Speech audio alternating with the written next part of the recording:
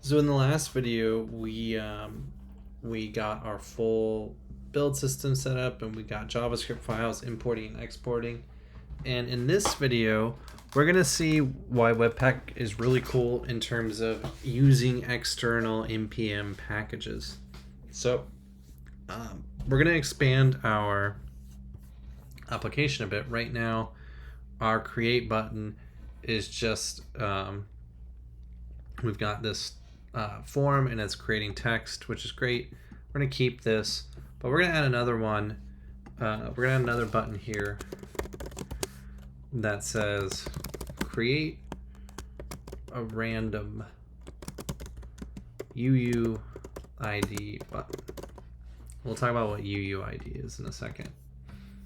And this button, when we click it, let me get rid of main.js. I'm gonna go ahead and grab that button. Let's add an ID to it. So random button.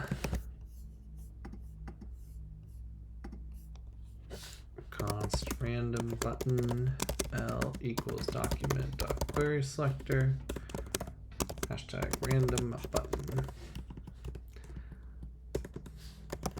And when random button element is clicked, we will create a random button.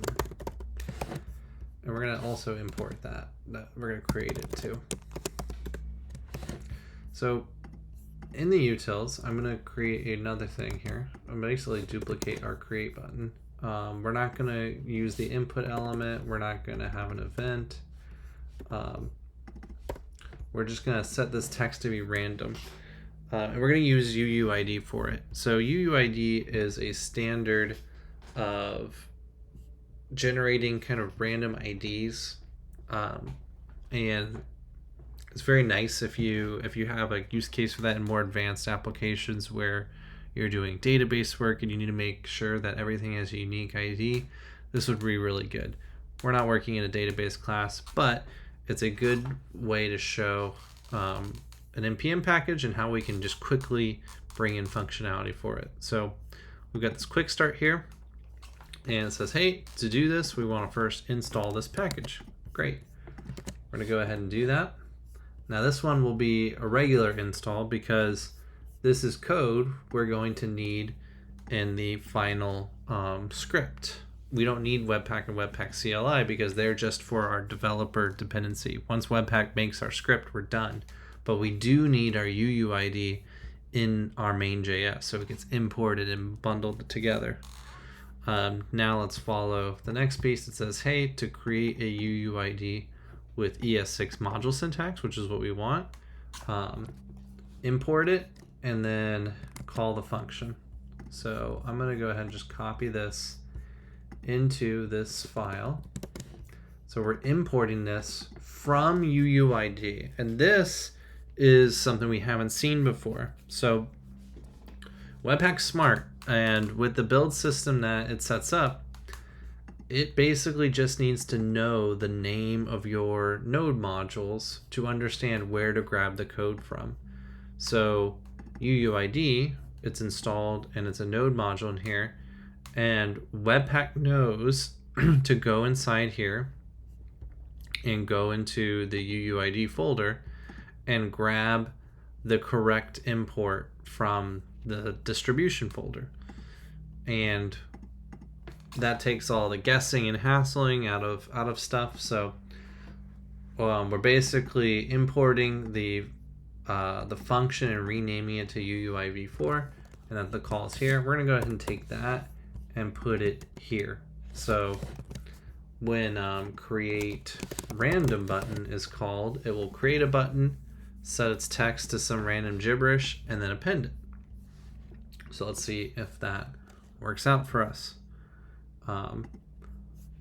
We're going to go ahead and, whoops, I seem to have lost my page here. There we go. Save it. There's our random UUID button. Nothing's going to happen yet because we need to make sure we run the build, and that's going to rebuild our main.js. So now let's make sure we maintain this functionality. We have hello, and then if we click create random UUID button, we get buttons with the randomly generated UUID. So you can see how with this setup, it's now very trivial to use NPM packages, or NPM modules, I should say, and get library functionality, import it into our project, and just go ahead and use it. And that's where all those quick instructions come from. It just, they're expecting you to be using a build system of some sort. So whenever you see quick start and npm install, it typically is doing a Webpack pattern, or you're doing it in Node JavaScript, which is on the server side, but we're not building servers here. So hopefully that's helpful, showing you how we can take Node modules and put them into our project. So in the last video, I'll show you just some other neat features of Webpack and how we can expand it and make it even cooler. And I'm sure it won't be the last video of all of the modules. We'll probably rope in more Webpack functionality as we need it. So thank you for watching.